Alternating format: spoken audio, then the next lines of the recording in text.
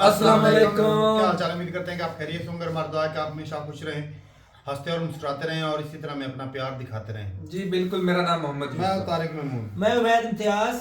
और आज हम जिस वीडियो पे रिएक्शन देने जा रहे हैं, इस वीडियो का टाइटल है पाकिस्तान बांग्लादेश डिफेंस पैक्ट। तो देखते हैं, ये हाल ही में एक मुआहदा हुआ है। पहले वैसे सऊदी अरब के साथ भी हुआ था पाकिस्तान का मुआहदा। तो देखते हैं ये वीडियो और अपना रिव्यू पर लेंगे। काउंट डाउन करते हैं 3 2 1 वीडियो स्टार्ट। नाउ इमेजिन करके देखिए कि कल को भारत और पाकिस्तान के बीच में एक स्मॉल स्केल कॉन्फ्लिक्ट या फिर इवन युद्ध हो जाता है और बांग्लादेश अचानक से कहता है कि हम भी इसमें कूद जाएंगे, हम पाकिस्तान की रक्षा करेंगे, पाकिस्तान पे कोई भी अटैक बांग्लादेश पे अटैक माना जाएगा। सुनने में काफ़ी फनी लगता है क्योंकि क्वाइट फ्रैंकली बांग्लादेश की मिलिट्री पावर बहुत ज़्यादा कमज़ोर है compare to India. But Bangladesh लग रहा है कि प्लानिंग यही कर रहा है। रिसेंटली इस टॉपिक पर बहुत सारे आर्टिकल्स पब्लिश हुए थे। By the way, welcome to Career 247। मैं हूं प्रशांत धवन और यहां पे आप देख पाएंगे article Pakistan Bangladesh move towards mutual defence agreement. जी हां, म्यूचुअल डिफेंस एग्रीमेंट का मतलब यही होता है जो पाकिस्तान ने साइन किया है सऊदी अरेबिया के साथ। कल को अगर सऊदी अरेबिया पे अटैक होता है या फिर पाकिस्तान पे अटैक होता है, दोनों देशों पे अटैक होता है, तो दोनों कंट्रीज मानेंगी कि उन पर अटैक हुआ है। बेसिकली एक पे अटैक तो दूसरे पे अटैक। इस टाइप का म्यूचुअल डिफेंस पैक्ट ऑब्वियसली 1971 में भारत ने किया था यूएसएसआर के साथ, ताकि हम एश्योर कर पाए कि इंडिया पाकिस्तान वॉर में यूएस मिलिटरली इन्वॉल्व ना हो जाए। अब लग रहा है कि साउथ एशिया में एक नई एक्सेस खड़े होने वाली है। पाकिस्तान बांग्लादेश डिफेंस पैक्ट पे बताया जा रहा है काम शुरू हो चुका है। देखो, अभी रिसेंटली जो उस्मान हदी की डेथ हुई है बांग्लादेश में, जो एक अननोन मैन घूम रहा है, एक एक करके जो भी जो आप कह लीजिए रेडिकल लीडर्स हैं बांग्लादेश में, उनको गोलियां मारी जा रही हैं। वहां पे बांग्लादेश की जो जनता है ना, मैं देख रहा हूं उधर एक एक बड़ा अजीब सा वहां पे एक जुनून सा आ चुका है उन लोगों को कि इंडिया को अटैक करना है। ठीक है, इंडिया की 7 सिस्टर्स को कट ऑफ करना है, आइसोलेट करना है। कई मैंने वहां पे नारे देखे हैं, यंग लड़के सड़कों पे नारे लगा रहे हैं कि जी बाबर की राह पे चलना है, 7 सिस्टर्स को आइसोलेट करना है। Again it doesn't really make any sense. But Bangladesh as a country आप अगर देखो तो 1971 में इन लोगों ने कॉन्फ्लिक्ट देखी थी, बट उसके बाद कभी भी इस कंट्री ने वॉर देखी नहीं है। इस कंट्री को पता नहीं है कि वॉर में होता क्या, और स्पेशली अपने साइज से कई गुना बड़े एक देश इंडिया से अगर जब भिड़ना हो तो उसके रिस्पॉन्स में फिर बांग्लादेश में क्या होगा, क्या तबाही होगी, क्या वहां पर डिस्ट्रक्शन होगी। क्लियरली ये लोग इस चीज के बारे में सोच नहीं रहे, बस एक जुनून सा है कि कैसे भी करके इंडिया को टारगेट करना है। और इसी बीच बताया जा रहा है कि बांग्लादेश की सरकार इस चीज को एक्सप्लोर कर रही है कि पाकिस्तान बांग्लादेश एक म्यूचुअल डिफेंस एग्रीमेंट साइन कर सकते हैं। ये जो आइडिया है डिफेंस एग्रीमेंट साइन करने का, ये ऑब्वियसली कई कंट्रीज को आ रहा है आज के समय, क्योंकि जो सडनली सऊदी अरेबिया पाकिस्तान का डिफेंस पैक्ट साइन हुआ है, उसके बाद से देखिए कतर, इवन बांग्लादेश और कुछ और जो इस्लामिक कंट्रीज हैं वो पॉसिबिलिटी एक्सप्लोर कर रही हैं कि पाकिस्तान के साथ डिफेंस पैक्ट साइन हो जाए। रीजन बहुत ही सिंपल है, पाकिस्तान के न्यूक्लियर वेपन्स। न्यूक्लियर शेयरिंग एक बहुत ही इंपॉर्टेंट कॉन्सेप्ट है इंटरनेशनल रिलेशंस, जियोपॉलिटिक्स में, जो आने वाले कई दशकों में बहुत बार रिपीट होने वाला है, स्पेशली एशिया में। यूरोप में तो ये बहुत कॉमन है। फॉर एग्जाम्पल, नेटो के कई देश हैं, उनके पास खुद के न्यूक्लियर वेपन्स नहीं है, मगर वो यूएसए के न्यूक्लियर वेपन्स को अपने देश में रखते हैं। इसको कहा जाता है न्यूक्लियर शेयरिंग, कि जी यूएसए के न्यूक्लियर वेपन्स है, हम अपने कंट्री में रख रहे हैं। उससे उनको एक आप कह लीजिए फीलिंग आती है कि कल को अगर हम पे कोई अटैक करने का सोचता है तो उसके माइंड में रहेगा कि इस कंट्री में भी न्यूक्लियर वेपन्स डिप्लॉयड हैं जो यूज हो सकते हैं। नाउ न्यूक्लियर शेयरिंग का जो कॉन्सेप्ट है यूरोप से इंस्पायर होकर धीरे धीरे एशिया में आएगा। जो सऊदी अरेबिया पाकिस्तान का डिफेंस पैक्ट है, इसको मैं एक्चुअली एक प्रॉपर डिफेंस पैक्ट मानूंगा नहीं, क्योंकि आप जानते हैं, मैं जानता हूं, कल को मान लीजिए पाकिस्तान पे कोई देश आक्रमण करता है, सऊदी अरेबिया कुछ नहीं करने वाला, ना ये अपनी सेना भेजेंगे ना ये कुछ भेजेंगे। They won't be doing anything. ये बेसिकली न्यूक्लियर शेयरिंग या फिर न्यूक्लियर सर्विस बाइंग हो रही है। उसके बदले में सऊदी अरेबिया फंडिंग प्रोवाइड करेगा पाकिस्तान को, और बीच बीच में आसिम मुनीर या फिर जो भी यहाँ पे डिक्टेटर राज कर रहा होगा उसको ये अवार्ड देते रहेंगे। फॉर एग्जाम्पल, आसिम मुनीर को रिसेंटली सऊदी अरेबिया ने दिया है किंग अब्दुल अजीज मेडल, जो सऊदी अरेबिया का हाईएस्ट ऑनर है। इंटरेस्टिंगली ये जो अवार्ड है ये पीएम मोदी को दिया था सऊदी अरेबिया ने साल 2016 में। हालांकि ये थोड़ी सी हायर कैटेगरी का अवार्ड था। ये कैटेगरीज में होते हैं मिलिट्री, सिविलियन और फिर ग्रेड 1, ग्रेड 2, ग्रेड 3, ग्रेड 4 के हिसाब से ये लोग रखते हैं।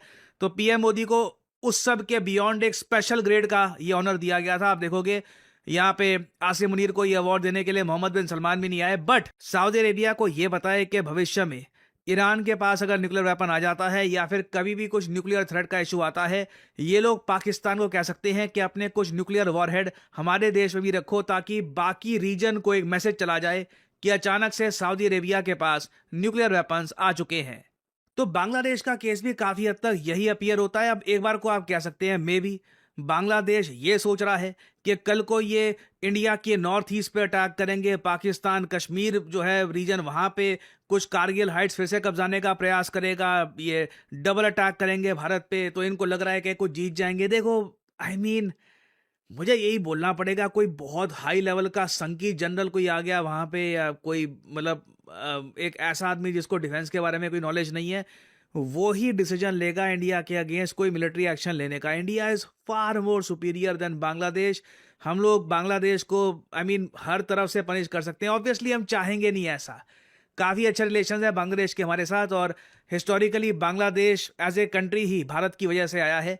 सो ऑब्वियसली हम लोग रिलेशंस अपने ख़राब नहीं करना चाहते बांग्लादेश के साथ, बट साफ साफ लग रहा है बांग्लादेश में ना इन लोगों को एक अजीब सा जुनून आ रहा है, और ये चाहते हैं कि पाकिस्तान के साथ न्यूक्लियर शेयरिंग आ जाए, और साथ ही साथ इनको एक साइकोलॉजिकल थोड़ा सपोर्ट ये मिल जाए कि कल को इंडिया के साथ रिलेशंस किसी भी हद तक खराब होते हैं, पाकिस्तानी मिलिट्री इनकी रक्षा करने के लिए आ जाएगी। ऑलरेडी मैं देख रहा हूं कि बांग्लादेश इंडिया के साथ लगातार रिलेशंस और डाउनग्रेड कर रहा है। जो एम्बेसीज हैं ये सस्पेंड की जा रही है, वीज़ा गिविंग फैसिलिटी सस्पेंड की जा रही है। भारत ने रिसेंटली जो चिटागोंग में हमारे ऑपरेशंस थे ये बंद कर दिए हैं वीज़ा सेंटर के। तो धीरे धीरे जो पीपल टू पीपल कॉन्टैक्ट हुआ करता था, लोग बांग्लादेश से वीज़ा लेकर भारत में आया करते थे, भारत के लोग कुछ मान लीजिए बिजनेसमैन वो जाया करते थे बांग्लादेश, ये धीरे धीरे कोलैप्स कर रहा है। दोनों कंट्रीज आज के समय देख रही हैं, परहैप्स हिस्ट्री में कई सालों से लेकर पहली बार हम देख रहे हैं दोनों कंट्रीज के रिलेशंस रॉक बॉटम हिट करने वाले हैं। और भारत के लिए मेरे ख्याल से बहुत ज़्यादा इंपॉर्टेंट है कि हम रेड लाइंस ड्रॉ करें।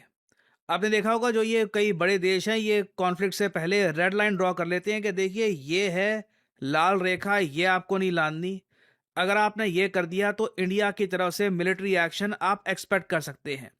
कहीं ना कहीं भारत को बोलना होगा कि अगर न्यूक्लियर शेयरिंग का यहाँ पे मामला आता है या फिर पाकिस्तानी ट्रूप सेंटर करते हैं बांग्लादेश में, कुछ ऐसा दिखता है तो परहैप्स इंडिया को एक मुश्किल निर्णय लेना पड़े। दुख की बात यहाँ पर यह भी है कि यूएस ये सब देखकर बिल्कुल चुप है। एक्चुअली यूएस ने तो मैं कहूँगा काफ़ी हद तक पाकिस्तान को सपोर्ट करने का एक काम उठा रखा है अंडर डोनाल्ड ट्रंप। अभी रिसेंटली जो एक हिंदू आदमी की डेथ हुई थी इन बांग्लादेश, जिसे मारा गया था, लिंच किया गया था, इसको लेकर भी आप अगर देखो तो यूएस, यूरोप ये सब बिल्कुल चुप है। भारत ने आलोचना करी इस अटैक की तो बांग्लादेश ने रिजेक्ट कर दिए भारत के कंसर्न्स, ये कहा कि ये तो एक आइसोलेटेड इंसिडेंट है। जबकि आप अगर हिंदूज की पॉपुलेशन देखें इन बांग्लादेश, ये सब जो डेटा है इट इज़ रेडिली अवेलेबल, आप इसको ऑनलाइन देख सकते हैं। बांग्लादेश जब बना था 1971 के आसपास, उस वक्त आप कह लीजिए हिंदूज की आबादी यहाँ पर थी टोटल पॉपुलेशन में 13.5%। उससे पहले ये 18% हुआ करती थी 1961 में। फिर 1971 में ये आप अगर देखो तो लार्ज स्केल किलिंग हुई थी हिंदूज की, कई हिंदूज इंडिया में भी आ गए थे, तो एक बड़ा परसेंटेज ड्रॉप हुआ। तब से लेकर अब तक आप देख लो कि 1974 में टोटल पॉपुलेशन का 13.5%, अब ये गिर गिर के 8% से भी कम हो चुका है। जो लेटेस्ट सेंसस का डेटा आएगा बांग्लादेश में, इसके बाद लग रहा है कि परहैप्स ये परसेंटेज और ज़रा गिर सकती है। और लोग एक्चुअली रियलाइज़ करते नहीं है कि कितनी बड़ी बात है। बांग्लादेश में ना इंडिया और नेपाल के बाद सबसे ज़्यादा हिंदूज आपको मिलेंगे। जी हाँ, world's third largest Hindu population आपको मिलेगी बांग्लादेश में। और ये लोग खुद को कैसे बचा कर रखें, मोहम्मद यूनस की रिसेंटली एक वीडियो सामने आई थी, वो कहते हैं कि हिंदूज को ये नहीं बोलना चाहिए मैं हिंदू हूँ, बचाओ मैं हिंदू हूँ, इनको बोलना चाहिए मैं बांग्लादेशी हूँ, मुझको बचाओ।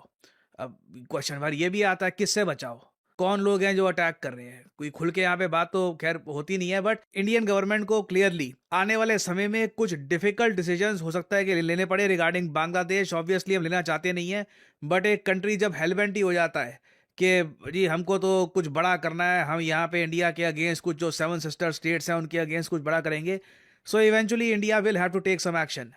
तो आने वाले समय में देखिए पाकिस्तान बांग्लादेश का जो डिफेंस पैक्ट है ये बहुत ही ज़्यादा न्यूज़ में रहेगा, बहुत सी अपडेट्स आएंगी। I will keep on making updated videos for you all, क्योंकि इसका एक बहुत ही डायरेक्ट इम्पैक्ट होता है भारत पे।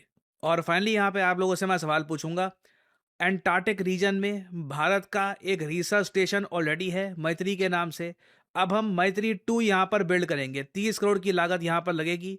एक रिसर्च स्टेशन होगा भारत का यहाँ पे साउथ पोल रीजन में। आपको बताना है कि ये जो मैत्री 2 रिसर्च स्टेशन है ये किस साल तक भारत बना लेगा, किस साल तक इसको कंप्लीट कर लिया जाएगा।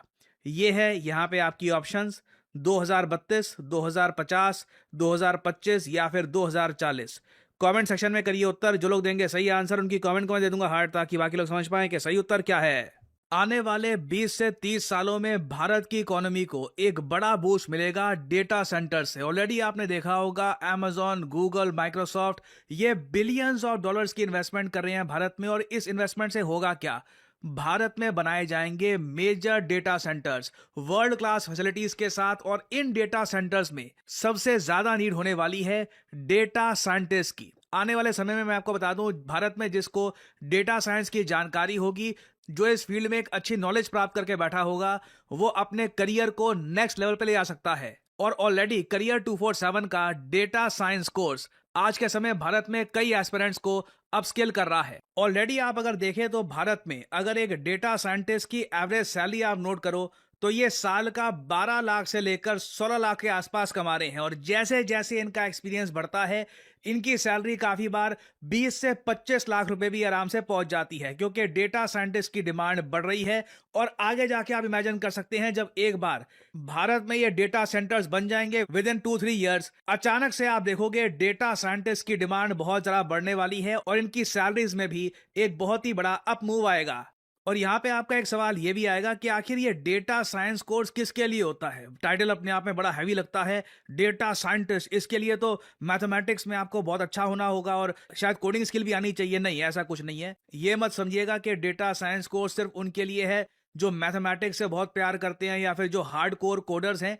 डेटा साइंस कोर्स उन लोगों के लिए है जो नेचुरली, जिनके माइंड में सवाल आता है कि डेटा को लेकर जो ट्राजेक्टरी बन रही है ये क्यों बन रही है, क्या मैं कुछ मिस कर रहा हूं, क्या डेटा एक्सप्लेन कर सकता है कि आज के समय ये नंबर सामने क्यों आ रहे हैं। अगर आप लॉजिक से चीजें समझना चाहते हैं, स्टेप बाय स्टेप रीजनिंग करने की आपकी एबिलिटी है, आप में प्रोबेबिलिटी को लेकर एक अच्छी अंडरस्टैंडिंग है, तो बिल्कुल you can become a data scientist. और करियर 247 के डेटा साइंस कोर्स के साथ आपको पहली बात तो लाइव क्लासेस मिलती है, दूसरी बात आपको मिलेगा डुअल सर्टिफिकेशन। 2 सर्टिफिकेट्स आपको मिलेंगे, एक PwC का और दूसरा करियर 247 NASSCOM सर्टिफिकेशन आपको अलग से मिलेगा। साथ ही साथ 100% करियर असिस्टेंस आपको दी जाएगी फ्रॉम करियर 247।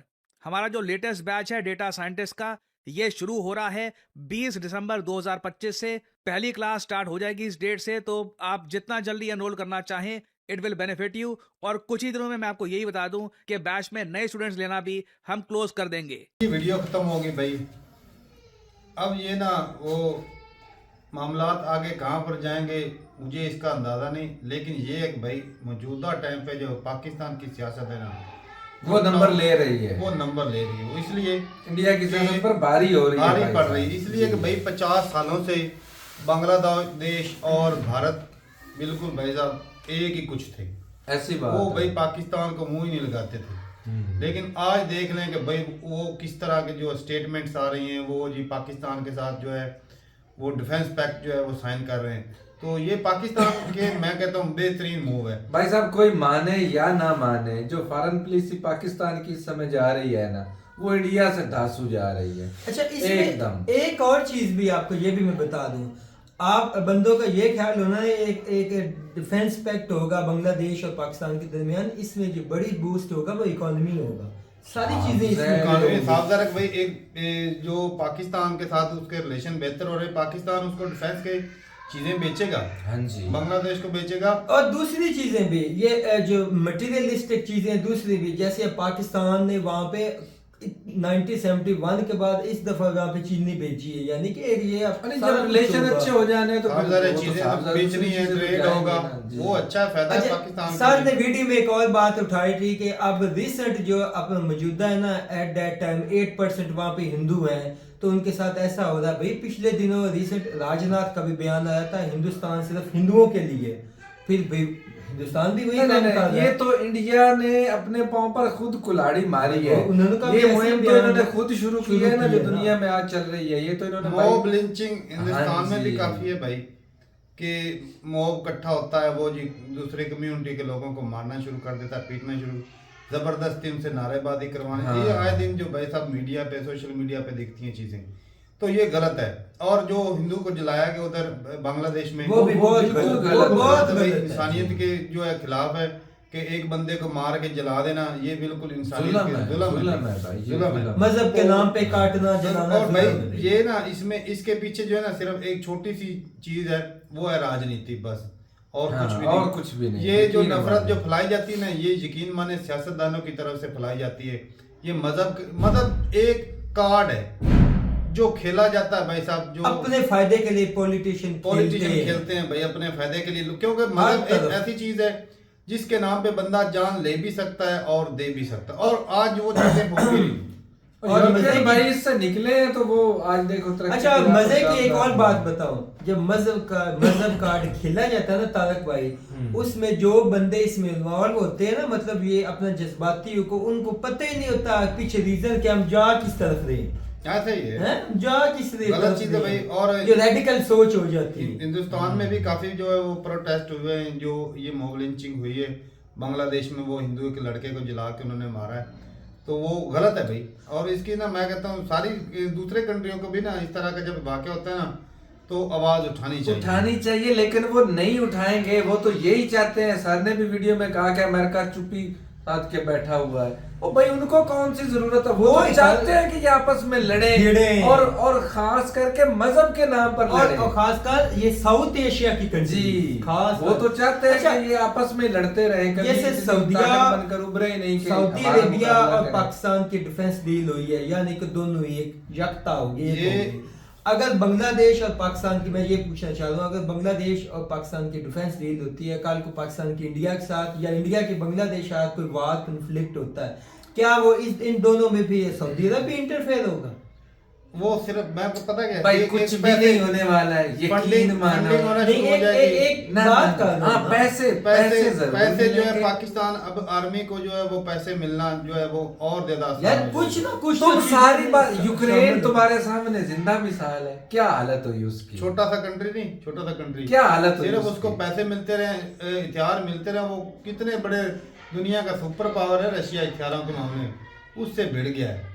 नहीं बिड़ा तो है, लेकिन नुकसान तो उसका ही हुआ नुकसान हुआ है। है। लोग तो उसके ही मरे हैं। बाकी रही बात बांग्लादेश की, तो भाई बांग्लादेश जो है ना हिंदुस्तान से बहुत कमजोर है, पाकिस्तान भी कमजोर है। हिंदुस्तान के मामले में ना पाकिस्तान बहुत कमजोर भाई है। जंगे जुंगे कोई नहीं होनी है नहीं। तारक साहब। ये तो बस ना वो ड्रामा जो होता है ना, वो सिर्फ धमकी दी जा अच्छा, रही है और जंगे कुछ नाम भी ही हो, नहीं है। अगर लेकिन यकीन पाकिस्तान माने की और इसमें कुछ जीत भी मैं नहीं है। मानूंगा। अच्छा, है। कि भाई अगर बिल्कुल है। एक साफ जा रहा है कि भाई दो मुआज पे लड़ना मुश्किल होता है। हाँ जी यार, एक जंगे तरफ नाम- इसलिए तो बांग्लादेश को तब अलग किया गया था ना। ये हिंदुस्तान ने जो सिंदूर- खेल खेला था उससे। यार हाँ। जंगे ना हो, लेकिन मैं बात ये कर दूं, ऑपरेशन सिंदूर के दौरान भाई साहब इंडिया ने भाई दूसरा मुआज खोला है पाकिस्तान के लिए, अफगानिस्तान वाला। हाँ खोला। और भाई पाकिस्तान की फौज उधर उलझी हुई है भाई, हकीकत बात है ये। हाँ दो हर मुआज रोज पे की लड़ना स्थिति जो है ना में। भाई साहब, बॉर्डर कंट्रोल करना बहुत मुश्किल है। यार ऐसी अगर बात डिफेंस डील होती है, फर्ज करें अल्लाह ना करे कि जंगे ना हो, लेकिन इस डिफेंस डील में इकोनॉमी को तो बूस्ट मिलेगा ना, वो तो फायदा होगा ना पाकिस्तान को। और एक और भी चीज है कि हिंदुओं को राजी करने के लिए ना ये सियासतदान बयानबाजी करते हैं, लेकिन मैं अंदर दिल की बात बताऊं ना, तो हिंदुस्तान की जो गवर्नमेंट है ना वो नहीं चाहती कि भाई हमारे बांग्लादेश के साथ रिलेशन खराब हों। एक तो उनके साथ ये काफ़ी ट्रेड भी होता है बांग्लादेश और इंडिया का। दूसरे नंबर अगर बांग्लादेश बिल्कुल ही इंडिया के खिलाफ हो जाता है तो सेवन सिस्टर को ज़्यादा नुकसान नहीं, लेकिन खराबी होती रहनी है। खराबी होती है। और भाई साथ में चाइना भी है, उसको चाइना को अड्डे दे मिल जाएंगे आसानी से, वो चीजें ऐसा ही है कि भाई दुश्मन और जो है वो ऊपर बैठ जाना आगे। तो वो खराबी है, इसलिए इंडिया कोशिश कर रहा है कि भाई चारों ओर से फिर दुश्मन ही दुश्मन होंगे, पाकिस्तान से लेकर ये जो सारी सरहद है हिंदुस्तान की अभी बांग्लादेश तक, इसमें दुश्मन ही दुश्मन भाई होंगे। कितनी सच्चाई है अभी मुझे अंदाजा नहीं, क्योंकि अंदर की बातें पता नहीं लेकिन अवैसी साहब का मैं बयान सुन रहा था सोशल मीडिया पे ही, वो बता रहे थे कि भाई हिंदू मरा, उधर हिंदुओं को मार रहे हैं और आपकी सरकार जो है उनको एड दे रही है बांग्लादेश को, 9 के 10 मिलियन जो है डॉलर की जो है एड दी है। तो आप कहते हैं कि भाई गवर्नमेंट बाईकाट करने के बजाय उनकी आपकी गवर्नमेंट जो उनको एड दे रही, इससे साबित यही होता है कि भाई आपकी गवर्नमेंट चाहती है कि भाई उनके साथ कुछ ना कुछ रिलेशन बने। मजबूरी है उनकी, मजबूरी है भाई। मजबूरी है। और बाकी भाई पाकिस्तान के तो भाई फायदे में है। ये पैक्ट अगर पांचों ही की में। पाकिस्तान उनको हथियार बेचेगा बांग्लादेश वालों को, अगर कल को इंडिया की पाकिस्तान के साथ कुछ वार होती है तो हिंदुस्तान के लिए दूसरा मार्ग खोलने के, वो उनकी फौजें उधर चलो खतरे से जूझने के लिए उधर उनका ध्यान तो कुछ यार बटा है ना। आपके सामने जिंदा मिसाल मैं दे देता हूँ, आप जो कह रहे हैं 20 दफा पाकिस्तान ने अफगानिस्तान के साथ टेबल टॉक की है TTP के लिए। अभी रिसेंट हमारा डेलीगेशन गया, 2-3 दिन सिर्फ हुए हैं। हमारी भी मजबूरी, हम भी यही चाहते हैं कि हमारी इस तरह सरहद पे किसी किस्म का कुछ मसला ना बने। मजबूरियां सबकी होती हैं यार, लेकिन जंग लड़ना तो जंग लड़ने में हालांकि वो पाकिस्तान की आर्मी के सामने कुछ भी नहीं है, लेकिन नहीं करेंगे ज्यादा।